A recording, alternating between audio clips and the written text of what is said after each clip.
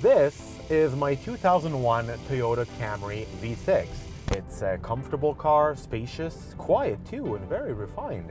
As a matter of fact, it's been driving here in Canada for 20 years, summer and winter, and it's not even rusting. It's built like a rock, and its 3-liter, 200 horsepower V6 is surprisingly peppy. It's made it to a 5-speed automatic gearbox, front-wheel drive, and my model is pretty well equipped. I have leather seats, heated seats as well. I even have fake wood trim. In many ways, the Toyota Camry is the best daily driver someone can buy, and that's precisely why it has been one of the most successful midsize sedans in the world. For a long time, Toyota has been known for a reputation of reliable, sturdy, and cheap to own vehicles, but it was never known for being exciting or being sexy or attractive. As of the mid-90s, Toyota was very content building very simple and straightforward automobiles. In other words, automotive enthusiasts didn't really give a crap about them. But then one morning, big boss Akio Toyoda walked up to the stage and he said, "No more boring cars." Everybody started laughing, of course, but then afterwards, things started happening at Toyota. We first saw a really cool rear-wheel drive sports car shared with Subaru. It even had 3 names. Then Toyota decided to TRD Pro all its trucks. We had 4Runners, Sequoias, Tacomas, and Tundras, arguably the coolest off-road vehicles on the market. And finally, the Toyota Supra came back. Sure, it was a BMW engine under the hood, but still, we had a Supra. Toyota then had gone from being the beige, boring transportation appliance of the 90s to one of the coolest car brands on the market. But what if it applied that ethos to the beige, boring old Camry? Well, you come out with this.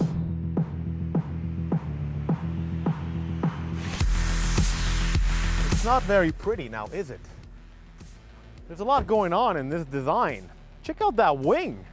Body kits, lowered suspension, and check out that grille. BMW, eat your heart out. Toyota calls it the Camry TRD, and it's, well, everything but boring. Allow me to tell you how serious Toyota is with this thing. For instance, the brakes. The rotors are actually larger. They're 0.9 inches bigger than the standard rotors on a Camry XSE. Toyota then installs a performance suspension with lower springs and stiffer as well. It doesn't end there. They went through great lengths to reinforce the chassis. Under the hood, you got a brace. Underneath, you got stiffer components. And in the back, Toyota put a V-brace underneath the rear seat. And my favorite modification of them all is the rear exhaust. Look at the size of that thing. You got 2 of them. And not only do they look badass as hell, they sound pretty cool too.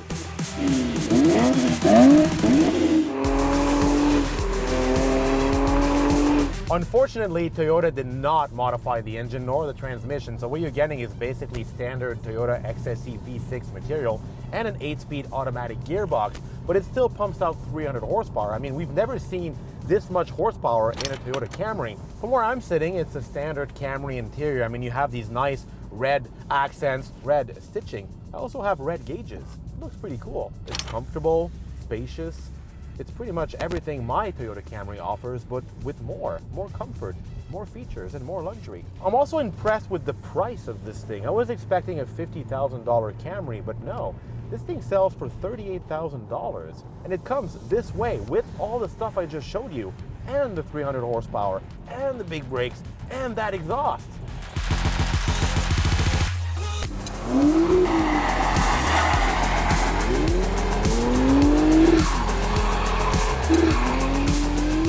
But obviously what you guys want to know is what this Camry TRD can do, which is why I brought it out here on the track today. Fine, it's a wet surface, but I reckon I can get a few lap times out of it. So it's time to put this thing in sport mode, remove the traction control, and see what's what.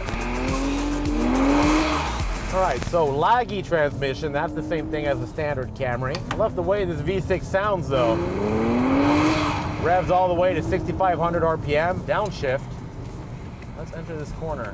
Wow, this is actually pretty fun. I love how compliant this thing is. It handles really flat, but body roll is kept low. The 8-speed automatic transmission, I guess this is where it kind of falls apart. It's not necessarily a bad unit, I do wish it had a dual clutch system. It could allow me to rev it without upshifting on its own. It'll allow you to downshift. You have the paddle shifts here. But if I let it do its thing, it won't let me bounce off the rev limiter. It'll shift for me. I think it's fun. A nice stiff chassis. It feels solid. It feels well built. I'm getting a bit of wheel spin here from the front tires. Obviously, when you got 300 horsepower on the front wheels, it'll do that. There's like no torque steer on this thing. Steering wheel, though, I gotta say, is very vague. I mean, standard Camry steering. Here we are on the top end. Straight away, half mile, 190 kilometers an hour here.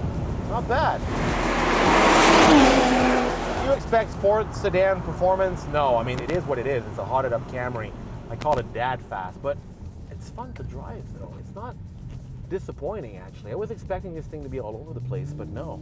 All right, let's try another launch here.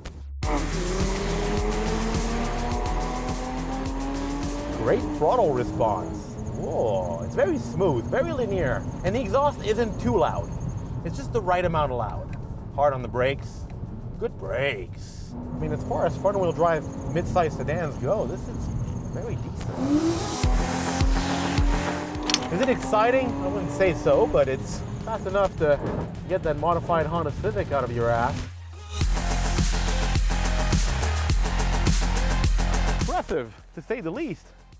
Is the Toyota Camry TRD a sports sedan? No, it's not. Out here on the track, it's all over the place, trying to find grip, understeering, and these Michelin Primacy tires were conceived for the road, not for a wet track like today. But I am impressed with the package for the price. Remember, this is under $40,000, and we are talking about a Toyota Camry after all. On the road, it would be a perfect automobile, and in my view, the best dadmobile currently on sale. Perhaps more importantly is how much this car has changed in 20 years. Back in the late 90s, the Camry was nothing more than an appliance on wheels, content to carry middle-class families to their daily duties. And now you have a wild-looking, good handling, and surprisingly quick sedan. Toyota has come a long way, and I personally like what they've done. They call it the wildest Camry yet, and they're not lying.